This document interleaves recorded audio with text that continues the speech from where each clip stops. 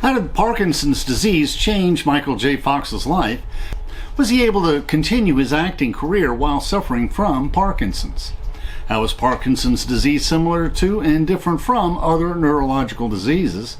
And what are the common challenges faced by Parkinson's patients, such as Michael J. Fox? Michael J. Fox begins his biography of his struggle with Parkinson's disease with this lament as he stumbles. "I'm going to fall.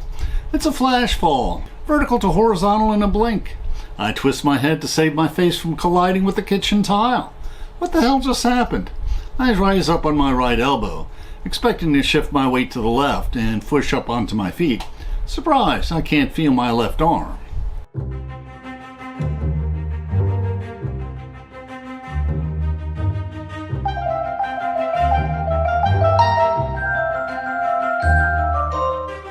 Please, we welcome interesting questions in the comments. Let us learn and reflect together. At the end of our talk, we'll discuss the sources used for this video.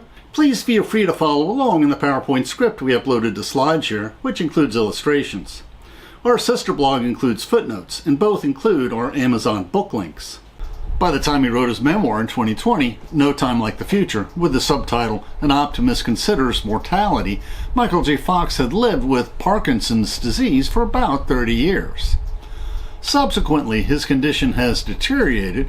To be honest, I find it painful to listen to him in his recent interviews, as his speech is so slurred that it is difficult to understand him. Now, where does Parkinson's disease fall on the spectrum of neurological diseases? On one extreme, dementia, including Alzheimer's disease, degrades the patient's cognition, including memory and reasoning. Their motor functions decline only as their overall health declines. On the other extreme, ALS or Lou Gehrig's disease degrades the patient's motor functions, often starting with the legs and then the arms, and then they have trouble breathing. Now, Parkinson's disease falls somewhat in between. Often it manifests as trembling or shaking, then swaying, attacking the motor functions. Whereas ALS patients often survive for less than 5 years after the diagnosis, Parkinson's patients can live for decades after diagnosis.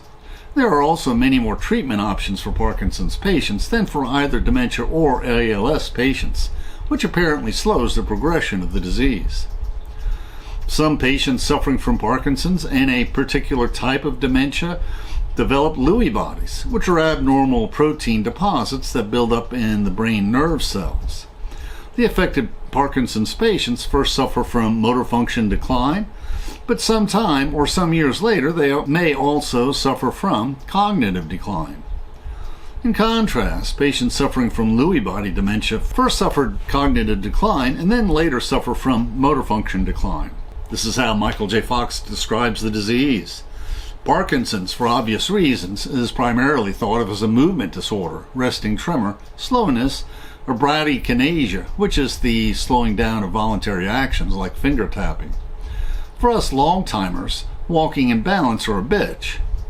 Parkinson's is also a non-movement disorder with changes in mood and sleep, fatigue, difficulty speaking, as well as digestive tract issues. When our behavior even hints at any of these changes, we first try to attribute them to aging, or more often, we just keep it to ourselves. And Michael J. Fox continues, "To me, movement always represented my freedom. After several years, he fully realized that this was truly a movement disorder. Mine is not a mental or emotional disorder. It is a neurological corruption of movement. Some people will focus on the slight palsy, the tremoring of fingers and limbs, which can be manageable. Much more difficult to acknowledge and accept is the diminishment of movement. Without drugs, Parkinson's renders me frozen, immobile, stone-faced, and mute, entirely at the mercy of my environment. For someone whom motion equals emotion, vibrancy, and relevance, it is a lesson in humility." And he concludes, "If I don't know I can do something physically, I just pretend I can. Fake it until I make it. 8 times out of 10, it works. The remaining 20%? Stitches, broken bones, humiliation." And later in his biography, he recalls how he once lost his balance and fell, breaking his arm. And he recalls, "A Parkinsonian condition I rarely contemplated before now, much less spoke of, is cognitive change, loss of memory, confusion, delusions, and dementia. What am I thinking and how am I thinking? Where are my car keys? Oh yeah, I can't drive anymore." And in his biography, Michael J. Fox discusses that while on vacation on the Turk and Caicos Islands in 1991, he just didn't feel right. His limbs felt weak, he experienced spasms and sharp pains, and he felt a slight tremor in his finger. Although he was not yet 30 years old, his neurologist diagnosed him with young-onset Parkinson's disease. And Michael J. Fox had been a successful child actor and was enjoying a successful career when he was diagnosed with Parkinson's. Initially, he developed a bad habit of drinking too much to dull the pain, but soon kicked this habit. His infant son had been born a few years earlier, and for the sake of the family, he resolved to live as normal a life as possible. Michael, with his wife Tracy, planned to have another child, and she gave birth to twins. Many years later, when he was in his 40s, Michael J. Fox learned how to play golf, even though his Parkinson's interfered with his coordination. In the years preceding his diagnosis, Michael J. Fox starred in the Back to the Future film trilogy, where his character, Marty Fly, was a time traveler. In the decade after his diagnosis, he starred in about a half a dozen movies. In 1996, he starred in the TV series Spin City, where he played the deputy mayor of a fictional New York City. When his condition worsened by 1998, he made public his struggle with Parkinson's disease, compelling him to leave the Spin City cast. Parkinson started to rob his face of his natural expressiveness, which was so important for his acting technique. Later, he remembers, "In retrospect, I may have jumped the gun. My situation was evolving in unexpected ways. During my last season on Spin City, I was tremoring and swaying with dyskinesias, which includes tics, tremors, and other uncontrollable movements." He found a specialist who reworked his drug and treatment plan, placing more emphasis on physical therapy, diet, and fitness, which modestly improved his health for a few years.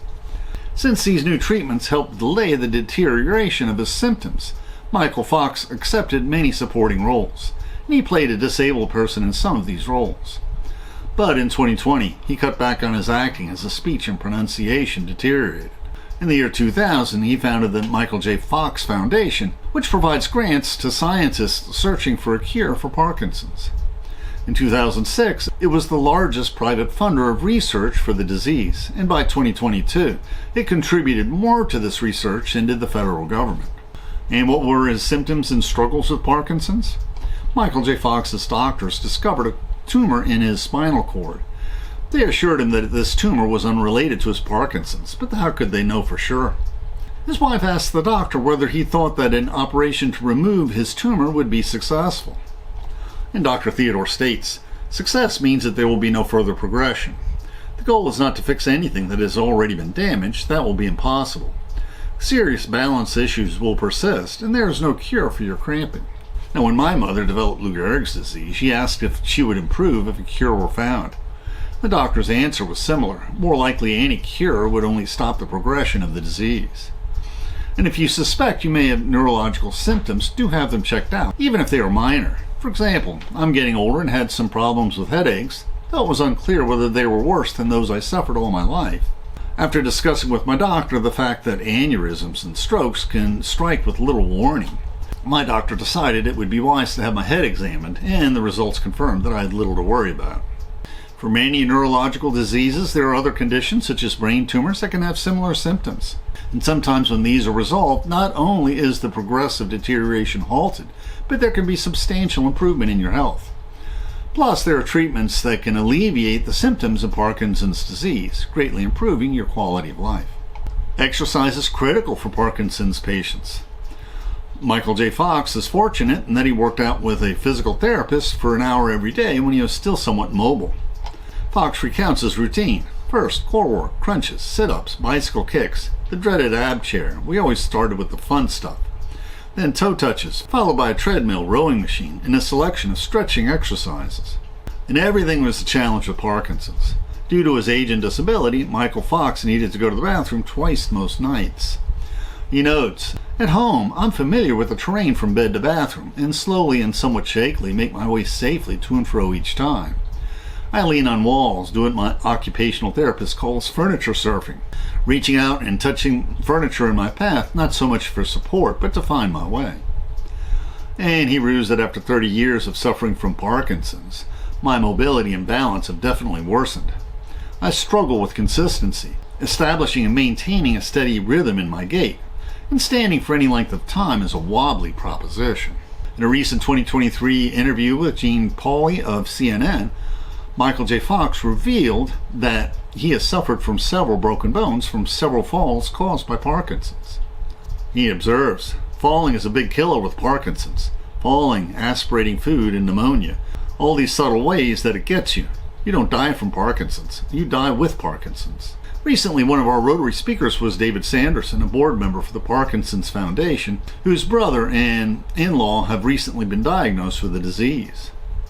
While Michael J. Fox's foundation primarily funds research for Parkinson's disease, the Parkinson's Foundation funds both research and also a hotline and services for those suffering from Parkinson's disease. And their hotline is 1-800-4PD-INFO. And now we'll discuss the sources we used for this video. We enjoyed reading about Michael J. Fox's growing struggle with Parkinson's, what went through his mind, and how he strove to live as fully as possible. We are also fascinated with his description of how the other half lives, how movie actors frequent vacation resorts that charge many more times what mere mortals like me can afford. We also enjoyed reading the biography of another celebrity, Glenn Campbell, and his struggles with dementia, as remembered by his wife Kim. His story was more dramatic, and it told the story of his last tour and how the songs of his last album traced his frustrations with Alzheimer's disease. And Michael J. Fox also played a decent guitar, but not well enough to stage a final concert. Michael J. Fox observed, "I have at least two things in common with Franklin Delano Roosevelt, the covert use of a wheelchair, and the fear of fear, which recalls FDR's inaugural address when the country was in the early grips of the Depression, where he said, 'The only thing we have to fear is fear itself.' When we are elderly and can no longer live on our own, whether we suffer from diseases like Parkinson's or dementia, or whether old age catches up with us, we feel a loss of control now that others are our caretakers." Michael J. Fox remembers how he showed his youngest son, Sam, who was born before his Parkinson's diagnosis, how to tie his shoes using the rabbit method, and how to ride a bike, gently pushing from behind as he found the confidence to press the pedals and gather speed. Now on occasion, Sam pushes me in a wheelchair. When I rise carefully from the chair, my son often checks my laces before I take a step, and he's quick to tie them for me if needed.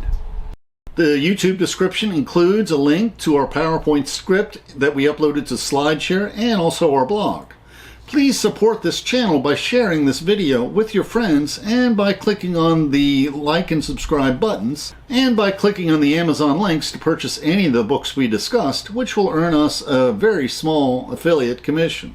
And please consider becoming a patron of our channel. Plus, we will host special discussion groups for our patrons. Plus, you can click on the Meetup or small M icon to participate in our online discussions, where we practice our future YouTube scripts. And please click on the links for other videos that will broaden your knowledge and improve your soul.